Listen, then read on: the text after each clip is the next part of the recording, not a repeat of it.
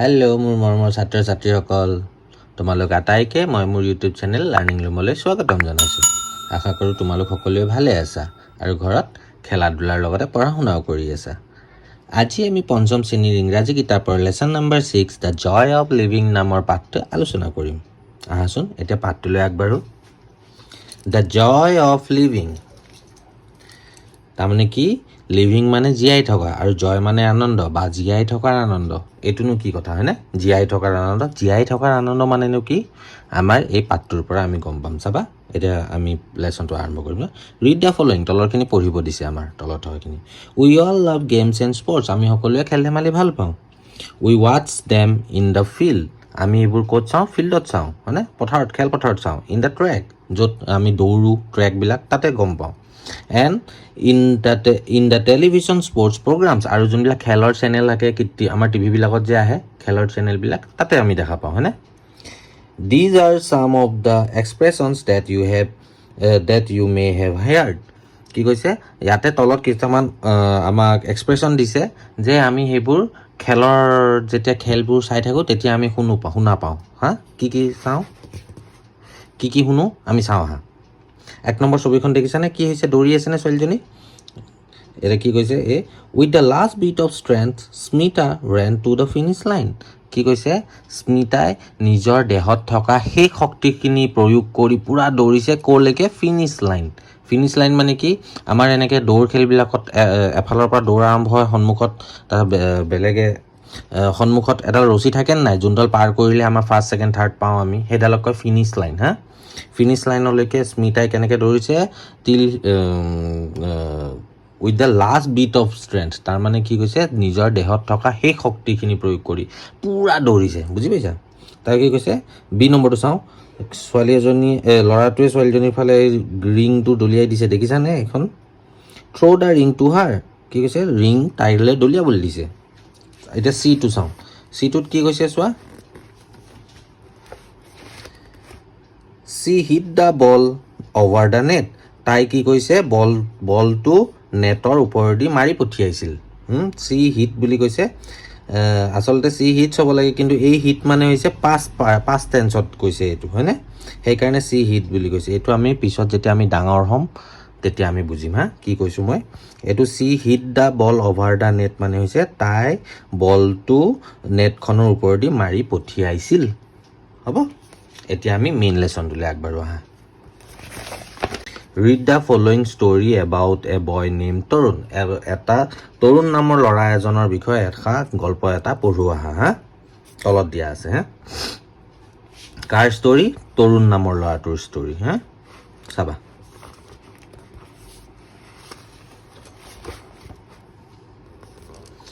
তৰুণ slowly took his football boots off, তৰুণে লাহে লাহে তাৰ ফুটবল খেলা জোতাযোৰ খুলি পেলালে। He was thinking of the next day's matches, সি কি কৰিছিল? সি চিন্তা কৰি আছিল পিছৰ দিনাখনৰ খেলৰ কথা। The inter school matches were going on, সিহঁতৰ কেইবাখনো স্কুল মিলি একেলগে খেল পতাটোক কয় ইণ্টাৰ স্কুল মেটছ। হা, inter school matches. Inter school এনেকৈ ওচৰ পাজৰৰ স্কুলবিলাক লগ হৈ খেল পাতে, সেই খেল চলি আছিল। Tarun's team had practice well, Tarun's team মানে তৰুণৰ টিমে ভাল অভ্যাস কৰিছিল। প্ৰেক্টিছ কৰা মানে পূৰা অভ্যাস কৰি লৈছিল। কিহৰ? খেলৰ। ৱেল মানে ভালকৈ। He was going to make sure he played well, আৰু সি ইমানখিনি অভ্যাস কৰি ইমান নিজকে পাৰ্গত কৰি উলিয়াইছিল যে সি ভাল খেলাটো নিশ্চিত কৰিছিল। মেক চিয়'ৰ মানে নিশ্চিত কৰা। হা, হ'ব। He would be playing for team A against team B of the neighbouring school, সি কি কৰিছিল? সি টিম এ হৈ খেলিব আৰু কাৰ এগেইনষ্টত খেলিব? কাৰ বিপক্ষে খেলিব? Team B. টিম বিটো কোন দলৰ আছিল? ক'ৰ আছিল? নেইবাৰিং স্কুল, ওচৰৰ। নেইবাৰিং মানে ওচৰ, স্কুল মানে বিদ্যালয়। ওচৰ বিদ্যালয়খনৰ টিমটোৰ নাম হৈছে টিম বি আৰু সিহঁতৰ তৰুণৰ টিমটোৰ নাম হৈছে team A.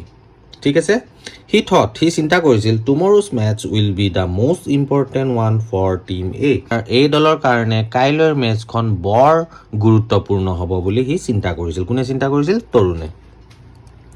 On the following day at 3 PM, পিছৰ দিনাখন তাৰমানে আবেলি 3টা বজাত Tarun and his team went to the football ground. Tarun আৰু তাৰ দলটোৱে ফুটবল খেলপথাৰলৈ গ'ল। Team B was already there. Team B মানে বি নম্বৰ দলটো কিন্তু আগতেই তাতে আছিল, আগৰ পৰাই তাতে আছিল। Their players look confident. তেওঁলোকৰ দলৰ সদস্যবোৰ বৰ আত্মবিশ্বাসী দেখা হৈছিল। তাৰমানে কি সিহঁতি আৰু বেছি ভাল অভ্যাস কৰি আহিছিল। The players of the two teams shook hands. আৰু দুইটা দলৰ খেলুৱৈবিলাকে হেণ্ডশ্বেক কৰিলে, কৰমৰ্দন কৰিলে। হেণ্ডশ্বেক কৰা আৰু যদি বৰ্তমান সময়ত কৰাটোক কয় হেণ্ডশ্বেক, আৰু যেতিয়া অতীত কালত কৰিছিল সেইটো হেণ্ডশ্বুক বুলি কয়, shook hands. The referee toss the 1 rupee coin and team B won the toss. আৰু ফুটবল খেলতো টছ কৰে নহয়, কোনে বলটো প্ৰথমতে শ্বৰ্ট মাৰিব, সেইটোৰ কাৰণে ৰেফাৰী 1 টকীয়া কইন এটা দি টছ কৰিলে, আৰু টছত কোন জিকিলে? টিম বি জিকিলে। With the kick off by team B the match started. Team বিয়ে শ্বট মৰাৰ লগে লগে মেটচ কি হ'ল? আৰম্ভ হ'ল। It was tougher than what Tarun had imagine. এই খেলখন তৰুণে যিমান ভাবিছিল যে যিমান টান হ'ব তাতকৈ বেছি টান আছিলে। Team B knew that Tarun was the best player of team A. আৰু টিম বিয়ে জানিছিল যে টিম এৰ চবতকৈ ভাল প্লেয়াৰজন কোন আছিল? তৰুণ। সেইটোত কোনে জানিছিল? টিম বিয়ে জানিছিল। The players of team B targeted him from the beginning. আৰু টিম বিৰ প্লেয়াৰখিনিয়ে টিম এৰ তৰুণক আৰম্ভণিৰ পৰাই নজৰত ৰাখিছিল। কাৰণ কি, যদি টিম এৰ প্লেয়াৰ তৰুণে যদি তাক নজৰত নাৰাখে সি ফটককৈ ওলাই গৈ গ'ল দি দিব, হয় নহয়? সেইকাৰণে টিম বিৰ প্লেয়াৰখিনিয়ে তৰুণক নজৰত ৰাখিছিল। কেতিয়াৰ পৰা? খেলৰ আৰম্ভণিৰ পৰাই। They were always around him and stop him from kicking the ball by force.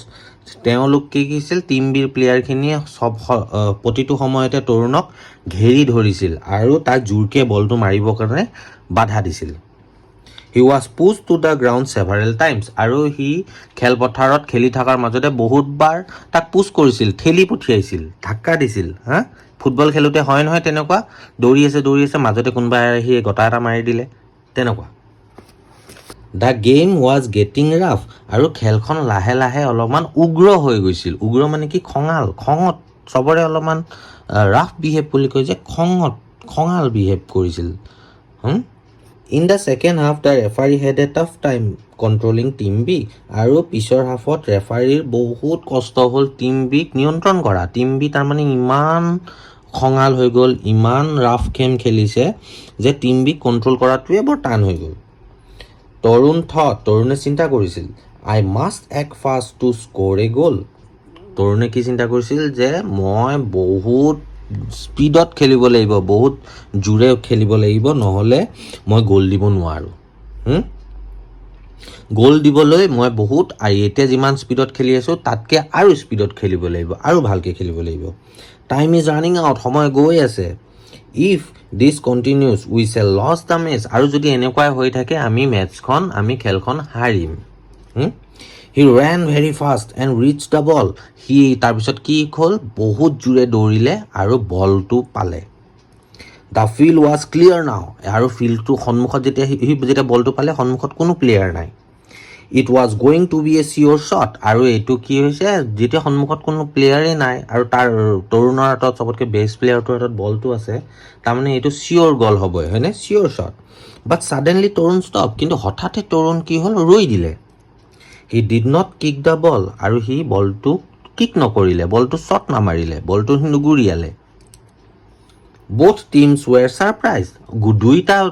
দুইটা দলে, তাৰমানে তৰুণৰ টিমেও আৰু টিম বি, দুইটা দল হতভম্ব হৈ গ'ল, ছাৰপ্ৰাইজ হৈ গ'ল। কি হ'ল? তৰুণেতো ইজি গ'ল দিব পাৰে, সি ৰৈ দিলে। তাৰপিছত কি?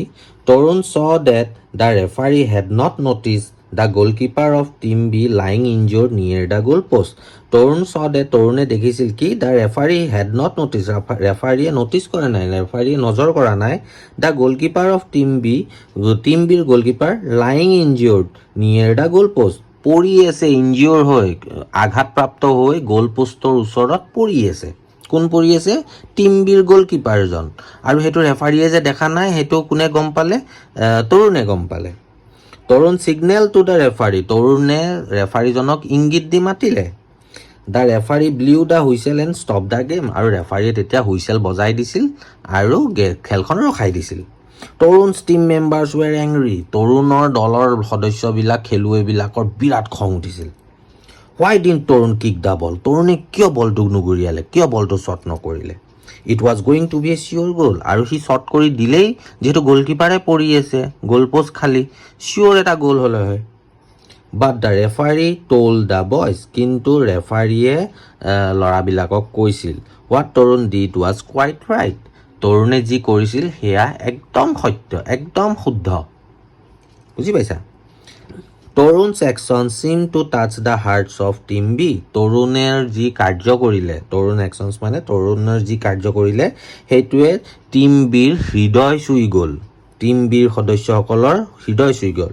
ইন দ্য ৰিমেইনিং মেটছেছ, আৰু বাকী থকা খেলবোৰত the player of team B were very polite to him, আৰু পিছৰ মেটছখিনিত টিম বিৰ সদস্যবিলাকে টিমৰ প্লেয়াৰ লগত বা তৰুণৰ লগত খুব ভাল বিহেভ কৰিলে। প্ৰথমতে বিৰাট খঙাল বিহেভ কৰি আছিল ন, ৰাফ বিহেভ কৰি আছিল, পিছৰখিনিত কিন্তু ইমান নম্ৰ বিহেভ কৰিলে, বহুত ভদ্ৰ বিহেভ কৰিলে।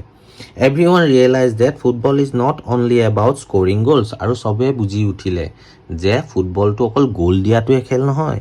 There is much more to it that provides the joy of living, আৰু কি ক'লে, there is much more to it, আৰু ইয়াত বহুত আছে কি, ডেট প্ৰভাইডছ, যি আমাক দিয়ে, কি দিয়ে, দ্য জয় অফ লিভিং, জীয়াই থকাৰ আনন্দ দিয়ে ফুটবল খেলটো। ফুটবল খেল বুলি এইখনত অকল ফুটবল খেলৰ কথা কৈছে, কিন্তু যিকোনো খেল আমাৰ জীৱনত, যিকোনো কৰ্মই হওক, যিকোনো খেলেই হওক, প্ৰতিটো খেলতে তাৰমানে অকল জিকাটোৱে ডাঙৰ কথা নহয়, আমি যে একেলগে মিলি খেলিছোঁ, সেই খেলখন উপভোগ কৰাটো, তাৰ মাদকতাটো আমি লোৱাটো, তাৰ মজা পোৱাটো, সেইটোহে ডাঙৰ কথা।